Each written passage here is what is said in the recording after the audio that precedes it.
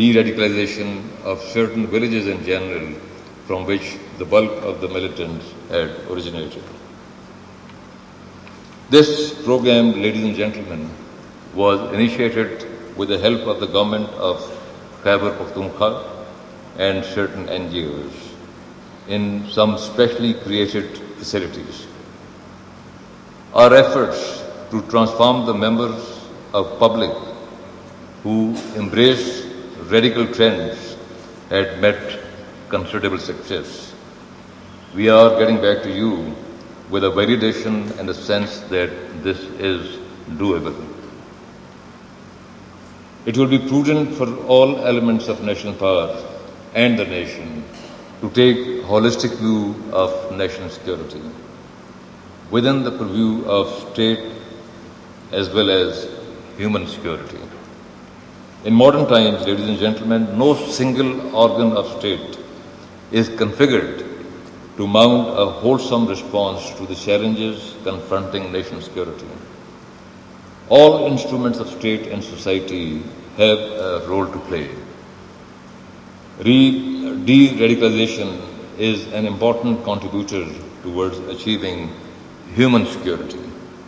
Such efforts are to be expressed through attempts to change behaviors, primarily by rehabilitating or de-indoctrination.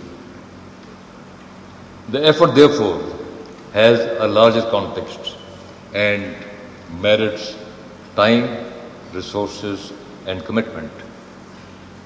To sustain these undertakings, the state and the society have to provide enabling ideological, political, and socio-economic safeguards integrated into a well-thought-out, all-encompassing nation policy with the ultimate goal of achieving counter-radicalization of the society at large in the long term.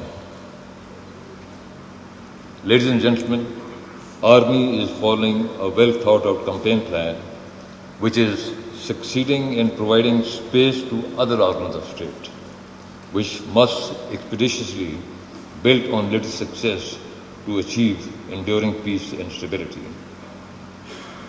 Pakistan Army, being a national army, derives its strength from the people of Pakistan and is answerable to the people and their reps in the parliament. Accordingly, Pakistan Army considers people's support vital for the operation against terrorists and believes that only the people of Pakistan can determine the national interest and Army's role in their achievement.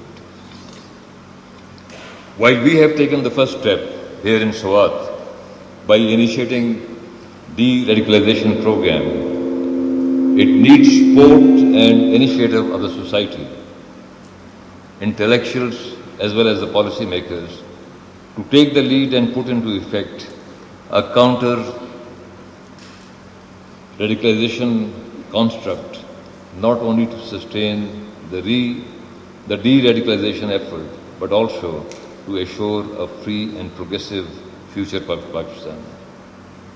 Ladies and gentlemen, Pakistan's commitment to war against Al-Qaeda and its affiliates is total and unwavering. Pakistan firmly believes in taking stern action against all terrorist groups. Pakistan Army is determined to lead the fight on terror in partnership with other law enforcement agencies and in line with the Constitution of the Islamic Republic of Pakistan. Let me reiterate that there is no military solution to terrorism, since military strategy can only provide enabling environment. The menace has to be tackled in the domain of national security, which warrants a comprehensive response entailing synergy by all elements of national power. Ladies and gentlemen, I would end with my sincerest tributes to the resilience and sacrifice of the valiant people of Swat to Pakistan Army Shohada and their families, without whom we could have never succeeded. The debt owed to them can only be repaid by achieving and ensuring lasting peace in Swat as well as in Pakistan. De-radicalization is therefore a step towards that end.